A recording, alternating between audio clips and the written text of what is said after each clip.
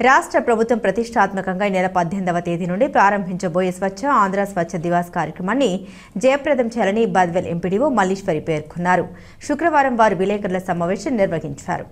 ఈ సందర్భంగా వారు మాట్లాడుతూ ఇకపై పల్లెల్లో నెలలో ప్రతి 3వ శనివారం స్వచ్ఛంద స్వచ్ఛ దివాస్ కార్యక్రమాన్ని నిర్వహించడం జరుగుతుందని ఆమె పేర్కొన్నారు. ఈ కార్యక్రమంలో అధికారులు ప్రజలతో మమేకమై ఆయా గ్రామాల్లో ఉన్న వ్యర్థాలను తొలగించడం, మురుగు కాల్వలు పూడికలు తీయడం, అపరిశుభ్ర ప్రాంతాలను పరిశుభ్రం చేయడం, ప్రజలకు పారిశుద్ధ్యంపై అవగాహన కలిగించడం తదితర కార్యక్రమాలు నిర్వహించడం జరుగుతుందని వారు పేర్కొన్నారు. స్వచ్ఛ ఏపీ దివాస్ అనేది ఈ నెల నుంచి మనం ప్రతి నెల 3వ శనివారం జరుపుకోబోతున్నాము. ఇందులో భాగంగా బద్వేల్ రూరల్లో ప్రతి గ్రామంలోనూ శానిటేషన్కి సంబంధించిన పనులు, రోడ్డు క్లియరెన్స్లు, ఈ విధమైనటువంటి యాక్టివిటీస్ అన్నీ చేపట్టబోతున్నాం. అయితే ఇక్కడ శానిటేషన్ పనులు ప్రతిరోజు జరిగేవే.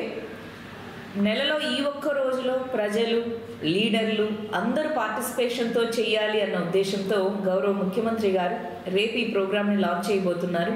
మన మండలంలో కూడా అన్ని గ్రామ పంచాయతీల్లోనూ దీన్ని మొదలుపెట్టబోతున్నాము. ఇందులో అందరూ భాగస్వాములు అవ్వాలని, అందరూ కలిసి గ్రామాలని క్లీన్గా ఉంచుకోవాలని.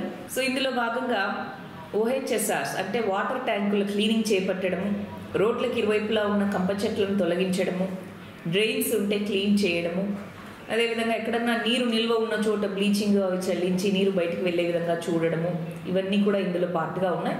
ముఖ్యంగా లెగసీ వేస్ట్ డంప్స్ అంటే ఊరి చివరిలో లేదా రోడ్లకి దగ్గరగా పెద్ద పెద్ద చెత్త కుప్పలు ఉంటూ ఉంటాయి. వాటిని క్లియర్ చేయడము రేపటి ఫస్ట్ ప్రయారిటీగా మేమందరం పెట్టుకోవడం జరిగింది. దీనికి సంబంధించి ఇప్పుడే మా పంచాయత్ సెక్రటరీస్ అందరితో కూడా మాట్లాడడం జరిగింది. పరిశుభ్రత అనేది ఒక గవర్నమెంట్ లేదా ఒక పంచాయత్ సెక్రటరీ ద్వారా జరిగేది కాదు. మనము ప్రజలుగా అది మన బాధ్యత. మన పరిసరాలను పరిశుభ్రంగా ఉంచుకోవాలి.